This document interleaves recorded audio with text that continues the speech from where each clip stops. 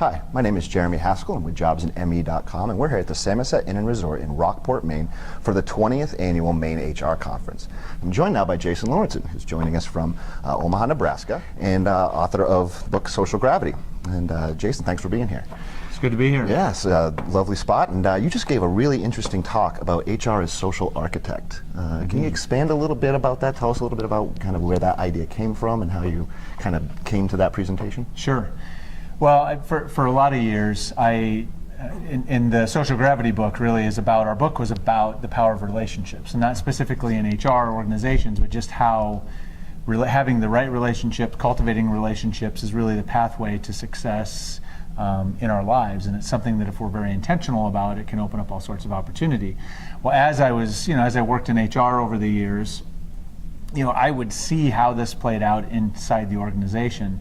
And interestingly, over the last couple of years, studying some dynamics like innovation and how innovation works and employee engagement and all this, that I started to realize that there's a really important role that relationships and connection between people play in that. And so that's kind of how the marriage came, like, hey, I already kind of have the backdrop. How does this work in the organization? And so this presentation is really about helping HR think differently about their work, on how to develop and cultivate and build relationships between employees to really unleash their talent. Yeah, that's very interesting. And you talked a little bit, obviously human resources is in the business of managing human capital. Right. And you talk a bit about a new kind of talent equation, or management.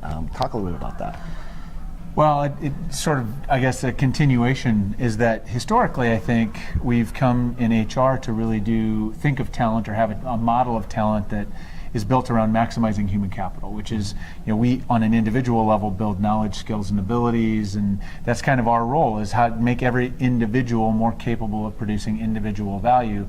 But what we miss is the social part of the equation, the collaboration, the relationships, the teamwork. And so the new talent equation is really that talent equals human capital, but it's multiplied by social capital, which is the value that exists because of relationships. And so if we are going to maximize that equation, we in HR need to be thinking about how do we build those relationships? How do we open that opportunity? Because that multiplies the impact an individual can have in creating value and helping the organization succeed. That makes a lot of sense. What do you think is one of the bigger challenges that's stopping today's HR professional from kind of making that leap?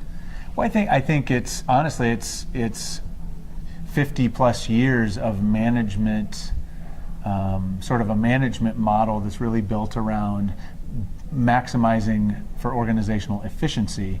And so what we've done is we've really convinced ourselves that we need to be doing something that looks productive by a sort of industrial age mindset, looks productive all day long. So those coffee meetings or the chats at the water cooler look like inefficient, messy, wasted time, when in reality that's really important. And that's stuff where ideas and relationships are all happening around that water cooler, but we kind of have squeezed that out. And I think from an HR perspective, we've participated in that. We wrote the policies, we've enforced the policies, we've been at the forefront of that. And so I think we have to take some of that back now. We have to figure out how to unwind some of that.